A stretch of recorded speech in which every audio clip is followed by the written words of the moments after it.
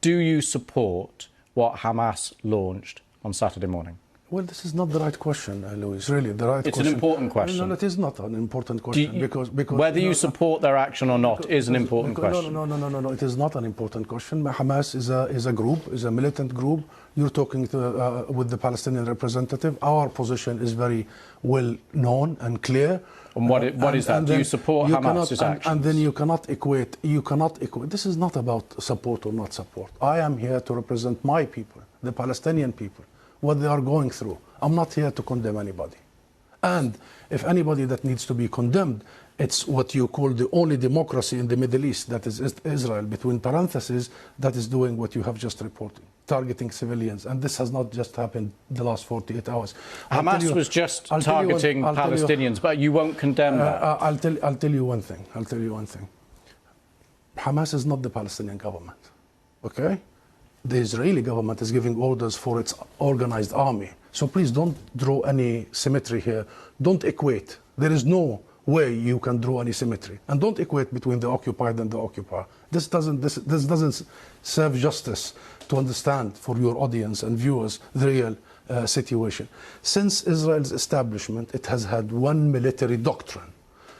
When it fights, it goes and fights civilians, kill civilians, so they pressure the fighters. Since 1948, and go back to the record, and this has been repeated in Gaza and will continue to be repeated. So the conversation is not a blame game. I am not in the business of blaming the victim here.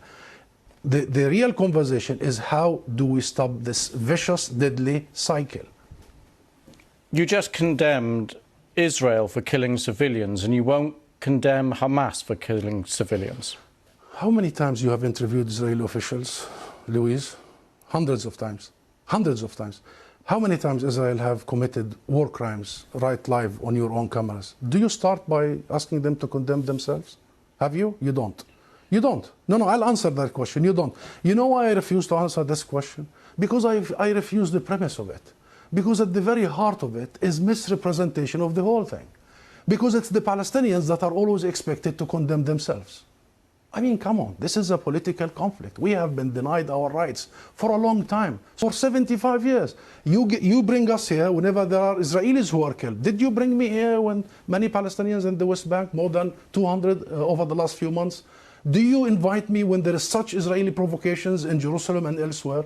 Because what Israelis have seen, which we started by saying tragic, the last 48 hours, the Palestinians see every day for the last 50 years. You know the situation in Gaza, you've just described it. This is the biggest open-air prison. Those people, 2 million, have been taken hostage by Israel for the last 16 years. What is the solution in your eyes? International law. That's it. What does that mean? The equal application of international resolutions and law and legitimacy, as you did in Ukraine. Would you bring the Ukrainian ambassador here and start asking him to condemn some of his fighters? We need to fully and equally apply the rules that were created by the League of Nations after the horrors of the Second World War. We need to make sure that Israel is not the exception. It has been for the last 75 years. We need to make sure that nobody is above the law. Britain is renowned, Louise, for the rule of law. I think that's the solution. Israel is an occupying force. It is responsible to provide protection for the people under its occupation. And should they commit crimes and crimes against humanity in the coming hours and weeks, it must be held accountable by the international community and the international judicial system.